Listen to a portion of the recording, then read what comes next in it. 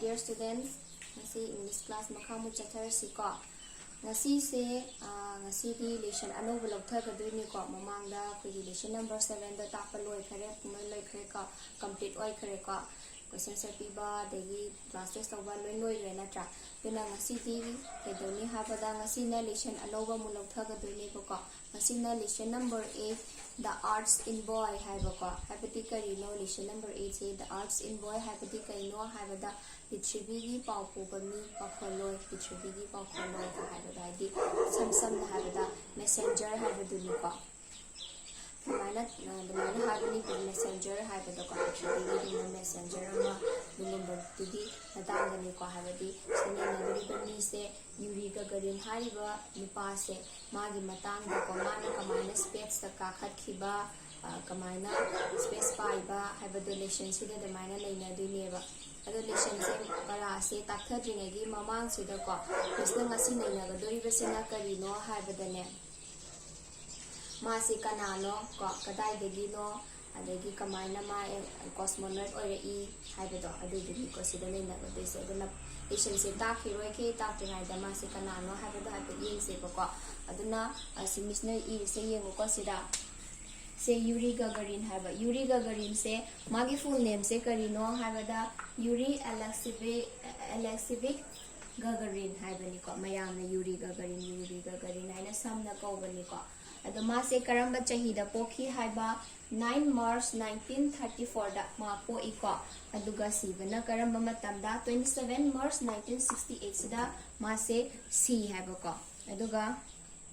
yengo ko Yuri Gagarin se karino mana ori se karino habada sidengo was a Soviet pilot and cosmonaut who became the first human to journey into outer space, achieving a major milestone in the space. Masi Yuri Gagarin se kananeba karine habada masi Soviet pilot amani amasung kariba cosmonaut habani cosmonaut haise kaino mu hairakige ko adisiana yenko masi Soviet pilot amani amasung cosmonaut amani aduga kanane haba who became the first human ko ahanba human being neba masi kari tawbada hojiki to journey into outer space habadi kaino Pitribi sida koina chatpa Pitribi da koina chatpa gimi ihan hanba person do ma oirame habali ko man ihan hanba person oirame ko ma se kari lamgi machano habada Yuri Gagarin se Russian machani ko Russian machani Yuri Gagarin se gyantani ko sifawa Yuri Gagarin se Russian machani mana first human neba kanan kaidoba habada to journey into outer space ko to journey into outer space ihan hana chatpa human ahan ba ko human being ahan ba person ahan ba ne na haire ko gyan tare sifawa natra duga sida yengo cosmonaut haiba ko cosmonaut haiba aduga sina astronaut haiba ni cosmonaut haise kai no yengo cosmonaut refers to a person who is trained and certified by the Russia Space Agency ko habadi cosmonaut haiba se karino person amani who is trained and certified by kana Russian Space Agency Russian Space Agency na ma fazana train tawraba duga fazana certified tawraba person amabu kai kawe haiba cosmonaut haibadi kaino a person from Russia who travel into space haire ko isam na ko Russia gi mi any nupa natraga nupi anyone oiba yai ko Russia gi mi ko nupa natraga nupi who travel into space ko space ta luba mi do Russia khaki oina moina ko kai kawe haiba cosmonaut haiba ko aduga astronaut haiba si junai taramani natra astronaut haiba sina kai neba is a person trained and certified by the Zaza ko isa NASA or CSA ko to work in space sina kai no haiba sina American words neba ko haidi NASA na certified tawraba trained tawraba ko space ta thabak tawraba adungumba do khoina sum tarak baje khoina sukui base tarak baje khoina kai ta habida astronaut se tai ko cosmonaut se ta de ko aduni cosmonaut haibasina Russian gi oina Russian khaktagi oina moina haijaba mogi language kumba hai tare ko Russian khatangi oina moina ko banaba astronaut haibasidi khoi dum hoji sudum astronaut hai ko natra aduni ko sida hai se loina certified tawraba train tawraba NASA na de CSA na ESA na loina certified tawraba dune haibane basida hai se gyan tare ko si phawa adudi yango mana ahan ba ko first human to journey to outer space ta ko chatpagi ihan han ba mi se oirame haire ko natra adui di mana si se chatpagi sida magi mana adu chatpagi magi height se magi wangbagi chang se kari oige haiba matam da ko 157 cm khatang ne ba haibadi 5.2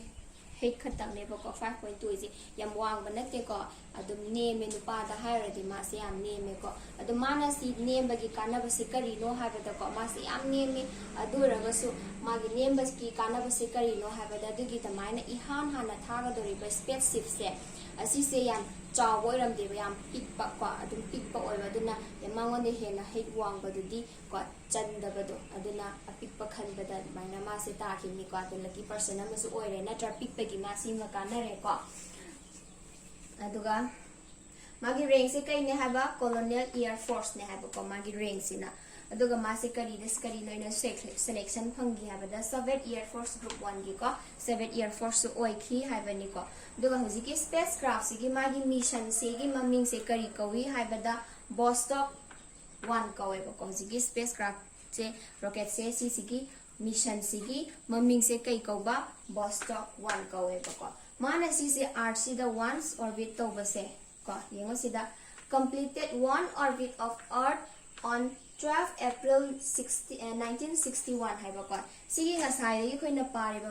mana say he was the first human he was the first human to journey into the outer space ka hai se mana si pai ga dari ba magi spaceship sida mana pai re ko pai ba sida man hujiki amur khak samaina one orbit sida ko one orbit khatang ne ko mana chali se adu chapada mana lori ba pung se kaya no hai ba da ko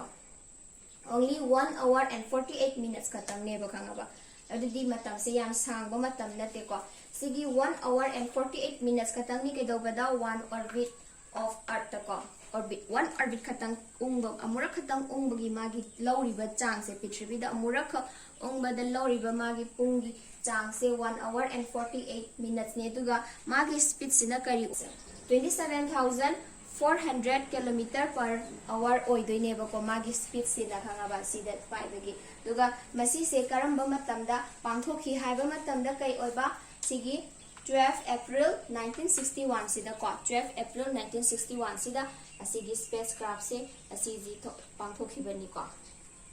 leira ko sifawa leire na tra aduga ma se samaina magi fajana ma pairure ko 1 hour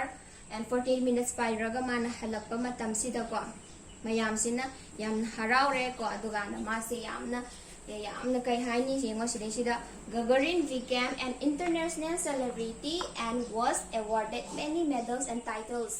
including Hero of Soviet Union ma se samaina chaluraga adum halakpa ko kaimta mangonda kaimta asopan leitaba degi spaceship sidasu asopa akaiba kem leitabida ma fazana adum halakpa ngambadagi ma se kaidore haiba ko he became an international celebrity ma damaina oire duga award su mayam phangame dugi matung da ko adu maming oina haibada ko Hero of Soviet Union haiba ko his national highest honor oiba ko Hero of Soviet Union haibasina gantarni ko na asi je prakta kabi samaina hujigi Yuri Gagarin se kanano cosmonaut haibasina karino astronaut haibasina karino ko ma karamba chihi da sikhi karamba chihi da poki degi mana karamba person oirami ko si kari mission gi maming kari samai tawdana loina leire na tra samaina hana takhe ko adu next class adi dum lesson do dum ta lesson do pai se bo mathangi next class adi do na asi gi sita ekhale na khoi gyan taramani na khale ko do homework to this day ibe chandra banina kon oina photo ra oina kaina thara age ba ko homework de na ngasi gi di class e sida lesson lesiko